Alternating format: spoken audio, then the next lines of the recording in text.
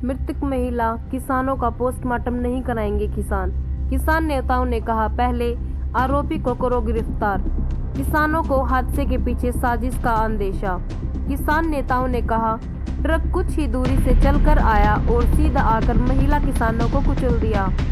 SP Wasim ने भी किसानों से की बात, आरोपी को जल्द गिरफ्तार किया जाएगा।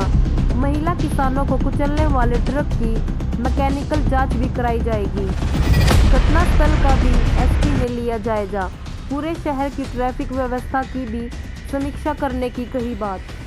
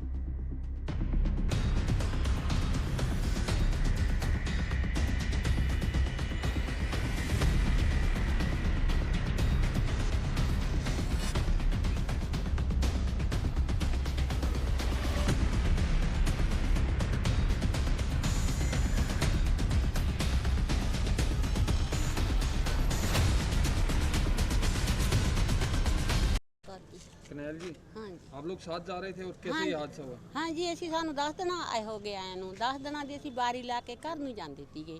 ਉੱਥੋਂ ਅਸੀਂ ਘਰੋਂ ਆਪਦੇ ਰੂਮ 'ਚੋਂ ਅਸੀਂ ਉੱਠ ਕੇ ਪ੍ਰਸਾਦਾ ਪਾਣੀ ਲੈ ਕੇ ਅਸੀਂ ਆ ਗਏ ਜੀ। ਆ ਕੇ ਉੱਥੇ ਅਸੀਂ ਆਟੋ ਲੈਣੀ ਸੀਗੀ, 28 ਗੱਡੀ ਨੂੰ ਚੜ੍ਹਨਾ ਸੀਗਾ। ਉੱਥੇ ਸਾਨੂੰ ਜੀ ਅਸੀਂ ਬਹਿ ਗਏ, ਆਟੋ ਆਈ ਨਾ, ਉਹ ਤਾਂ ਇੱਧਰਲੇ ਪਾਸੋਂ ਆਇਆ ਦੀ। ਅਸੀਂ 2 ਜਾਣੀਆਂ ਇੱਥੇ ਬਹਿ ਗਈਆਂ, 4 ਸਾਢੇ 5 ਜਾਣੀਆਂ ਇੱਥੇ ਬੈਠੀਆਂ ਨੇ। ਸਿੱਧੇ ਨੇ ਆ ਕੇ ਬਸ ਜੀ ਸਾਡੇ ਉੱਥੇ ਹੀ ਲਾ ਦਿੱਤੇ।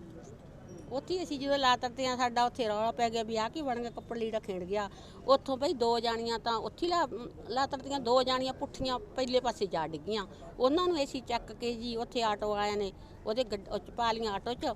ਉਹਦੇ ਨਾਲ ਅਸੀਂ ਇਹ 2 ਲਿਆਤੀਆਂ। ਇੱਕ ਦੇ ਤਾਂ ਜੀ ਸੱਟ ਬਹੁਤ ਸੀ, ਦੂਜੀ ਦੀ ਜੀ ਇੱਥੇ ਆ ਕੇ ਮੌਤ ਹੋ ਗਈ। ਦੂਜੀ ਦੇ ਇੱਥੇ ਆ ਕੇ ਮੌਤ ਹੋ ਗਈ। वो ट्रक कहाँ से आया था? ਟਰੱਕ ਜੀ ਸਾਨੂੰ ਕੋਈ ਨਹੀਂ ਪਤਾ ਲੱਗਿਆ ਵੀ, ਨਾ ਸਾਨੂੰ ਦਿਸਿਆ ਕੋਈ। ਸਾਨੂੰ ਤਾਂ ਇਹ ਪਤਾ ਲੱਗਿਆ ਵੀ ਜਿਹਨਾਂ ਦੀ ਉੱਤੀ ਚੜਾਤਾ ਆ ਕੇ ਬੈਠੀਆਂ ਦੇ।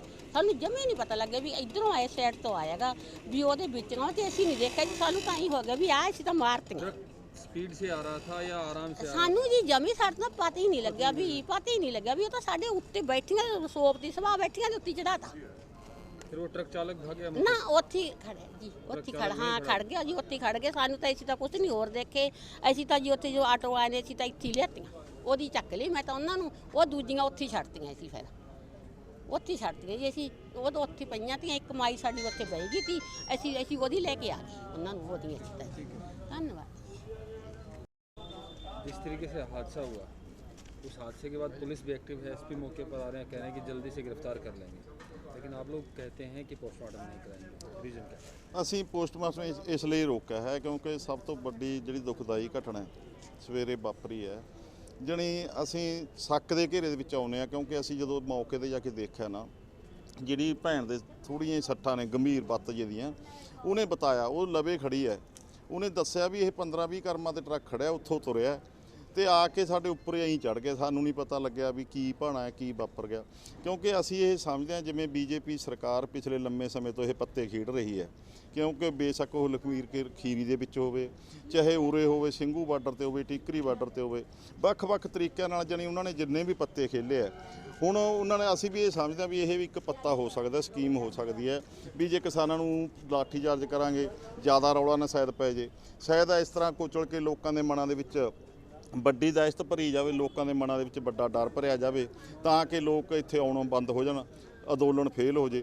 ਜਾਣੀ ਇਹਦੇ ਵਿੱਚ ਕੁਝ ਵੀ ਹੋ ਸਕਦਾ। ਇਸ ਕਰਕੇ ਅਸੀਂ ਪ੍ਰਸ਼ਾਸਨ ਨੂੰ ਵੀ ਕਿਹਾ, ਐਸਐਸਪੀ ਸਾਹਿਬ ਨੂੰ ਵੀ ਕਿਹਾ ਵੀ ਜਿੰਨੀ ਦੇਰ ਤੱਕ ਉਹ ਬੰਦਿਆਂ ਨੂੰ ਅਰੈਸਟ ਕਰਕੇ ਉਹਨਾਂ ਦੀ ਪੜਤਾਲ ਨਹੀਂ ਕਰਦੇ, ਉਹਦੀ ਪੜਤਾਲ ਕਰੋ, ਟਰੱਕ ਦੀ ਜਾਣਕਾਰੀ ਲਓ ਵੀ ਇਹਦਾ ਕੋਈ ਖਰਾਬੀ ਹੈ ਕਿ ਬਿਲਕੁਲ ਜਾਣਬੁੱਝ ਕੇ ਹੋਇਆ, ਉਹ ਬੰਦਿਆਂ ਦਾ ਜਿਹੜਾ ਪਿਛੋਕੜ ਹੈ ਉਹ ਕਿਸ ਨਾਲ ਜੁੜੇ ਹੋਏ ਨੇ। ਇਸ ਕਰਕੇ ਉਹ ਸਾਰੀ ਗੱਲ ਜਿੰਨਾ ਤੱਕ ਹੁੰਦੀ ਨਹੀਂ, ਉਨੀ ਦੇਰ ਤੱਕ ਅਸੀਂ ਜਿਹੜਾ ਪੋਸਟਮਾਰਟਮ ਹੈ ਉਹ ਰੋਕਿਆ ਹੋਇਆ। और अभी आप लोगों की नाराज़गी किस बात से लेकर है? क्योंकि पुलिस पोस्टमार्टम कराना चाह रही है। आप लोग क्या चाहते हैं? सबसे ਪਹਿਲੇ ਤਾਂ ਜੋ ਦੁਖਦਾਈ ਘਟਨਾ ਹੋਈ ਹੈ ਨਾ, ਬਹੁਤ ਮਾੜੀ ਘਟਨਾ ਵਾਪਰੀ ਹੈ। ਅਜੇ ਲਖੀਮਪੁਰ ਵਾਲੀ ਜਿਹੜੀ ਹੈ ਸਿਵੇ, ਉਹ ਜਿਹੜੀ ਚਿਖਾ है वो ठंडी नहीं हुई। एक घटना और वापरी। हम घटना स्थान पर भी जाकर आए हैं तो बहुत नेड़ों गड्डी तुरी है, सिर्फ 15-20 कर्म तो डाउट खड़ा कर दिया। एक तो तेज़ रफ्तार से गड्डी आती है, जहाँ कोई मोड़ पड़ता होवे तो जहाँ शाम का समय होवे, उदों नशा पीता होंगे ड्राइवरों का आम तौर पर। ये सवेर का समय, हनेरा भी बहुता नहीं है, गड्डी बहुत नेड़ों तुरती है। तो जो मावां साडियां ये भाइयां उत्थे बैठियां सी, जिन्हां दे विचों 3 मौके ते 2 मौके ते शहीद हो गईयां। एक हस्पताल में आकर शहीद हो गई, एक नूं PGI रोहतक तोड़ दिता तो एक मौके पर दाखिल है। सो पोस्टमार्टम उतनी देर तक नहीं करवाएंगे जब तक पूरा क्लियर नहीं हो जाता कि इसके पीछे कोई साजिश तो नहीं है जो पहला लखीमपुर वाली घटना वापरी है। उसके बाद में सोचा जाएगा कि पोस्टमार्टम करवाना है या नहीं। डाउट है। क्या डाउट है? डाउट यह है कि जिमें पहला लखीमपुर वाली घटना वापरी है, कोई यही घटना, क्योंकि गड्डी बहुत नेड़ों तुरी है, सीधी आके ऊपर ही चढ़ा दी है। उत्थों डाउट खड़ा होता है कि क्या करना है। एक की पूरी मतलब बारीकी से तहकीकात करके उसके बाद। ट्रकों की मूवमेंट को लेकर भी कोई बात हुई SP से? नहीं, अजय नहीं कोई बात हुई, अजय तो आए हैं, पहला घटना स्थान पर गए हैं। फिर ट्रक आ रहे हैं, पूरी रात भर चलते रहते हैं, साइड में आप लोग बैठे हैं। ये पॉइंट है ना, एक पॉइंट पर बैठे थे, उन्हीं से कि कोई उल्ट साइड खड़े थे। एक पॉइंट है, हर रोज़ उस पॉइंट तो मतलब 3 व्हीलर लेकर रेलवे स्टेशन पर आते रहते हैं। सरकारी नौकरी की मांग की जा रही है, वो तो बाद की गल है। सबसे पहले तो क्या कारण है ये देखिए। पहले काम स्पष्ट हो, फिर पोस्टमार्टम। हाँ हाँ, फिर उसके बाद आप लोग अपने डिमांड बताएं। हाँ हाँ, उसके बाद। कैसे हुआ, कितने लोग हो गए? यह आज करीब 5:30 बजे की बात है सुबह, जिस समय ये बहादुरगढ़ से झज्जर से जो बहादुरगढ़ की तरफ रोड जाता है, इस रोड में जो मेन बाईपास है, बाईपास के ऊपर फ्लाईओवर है, इस फ्लाईओवर के सामने ही सुबह 5:30 बजे के करीब कुछ जो महिला प्रदर्शनकारी हैं, किसान में महिला प्रदर्शनकारी, ये मानसा ज़िले के जो निवासी हैं, करीब 7 महिलाएं अपने घर जाने के लिए सुबह निकली थी। और वो यहाँ से किसी ऑटो को इंतज़ाम में थी, ऑटो का इंतज़ार करके रेलवे स्टेशन इनको जाना था, जो कि 7:45 बजे की ट्रेन जाती है। उस ट्रेन से मानसा जाने के लिए ये अपने तंबू से निकले थे।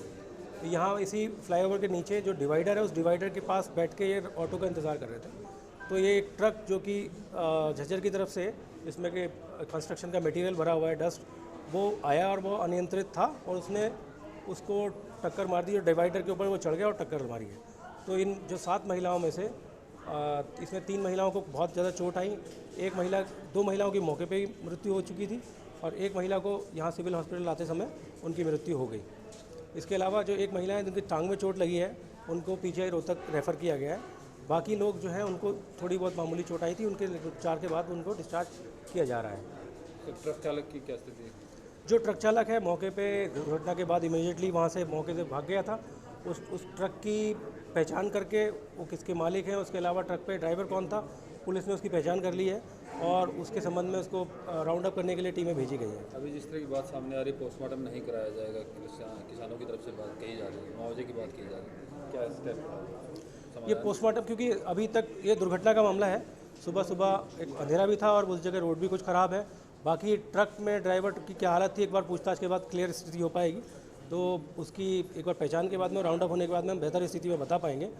मगर पोस्टमार्टम की प्रक्रिया जो है हमारी तरफ से, पुलिस की तरफ से कागजात तैयार किए जा रहे हैं और जो किसान भाई हैं, उनके जो नेता हैं, उनसे हम बात कर रहे हैं ताकि इस मामले को जैसे ही ड्राइवर भी गिरफ्तार होगा तो अकॉर्डिंगली उनको इन्फॉर्म भी किया गया अभी तक की घटनाक्रम के बारे में और आगे जो है उनके उससे साथ में वार्ता करके ही हम लोग आगे इस मामले में जांच में नहीं ट्रक? हाँ, ट्रक में अगर कोई खराबी आई है, उसके कारण कोई दुर्घटना हुई होगी तो उसकी भी मैकेनिकल जांच कराई जाएगी और इसमें किसान जो साथी हैं उनके साथ उनको भी इसकी पूरी जानकारी का तफ्तीश से अवगत कराया जाएगा। सर, सबसे बड़ी बात, ट्रक ओवरलोडेड ट्रक है और बहुत भारी संख्या में डस्ट के ट्रक जो हैं पूरा दिन वहाँ चलते रहते हैं, जो किसानों ने अभी चिंता जताई कि उसके कारण हादसे हो सकते हैं क्योंकि वो सड़क पर बैठे हैं।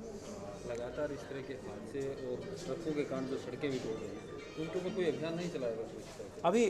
क्योंकि मैंने अभी इस जिला में कार्यभार संभाला है, तो इसकी जो यातायात व्यवस्था के बारे में और जो रात को जो डंपर ट्रक चलते हैं, इनको कोई अल्टरनेट रूट दिया जा सके और अगर कोई ओवरलोडिंग चल रही है उसके बारे में कार्रवाई की जा सके, तो इस संबंध में हम आज चर्चा भी करेंगे और अपने जो ट्रैफिक है, जो यहाँ पे इंचार्ज हैं, इसके अल्टरनेट रूट के लिए और रात में ख़ासतौर पे ट्रैफिक को मोबिलाइज करने के लिए और ट्रैफिक को डायरेक्ट करने के लिए सही तरीके से हम जो ड्यूटीज़ लगाई हुई हैं कोशिश करेंगे कि उसमें अब दोबारा रोड सेफ्टी के नियमों को पालन करवाएं प्रॉपर तरीके से। किसानों ने ऐसा भी कहा कि जो रास्ता उन्होंने छोड़ रखा है, जिस रास्ते से ट्रैफिक जा रहा है एक साइड से, उस पर हैवी व्हीकल्स ना आने दिए जाए। जैसे दिन में तो हमने देखा, दिन में तो हैवी व्हीकल्स कुछ नहीं आते, अगर रात में हैवी व्हीकल्स का कोई मूवमेंट है तो उस मूवमेंट को हम लोग 100% चेक करेंगे कि इस रास्ते पर खास तौर पे ना निकले। तो इस बारे में हम लोग जो पुलिस की इन्फोर्समेंट है उसको आज एग्जीक्यूट करेंगे इस मामले में।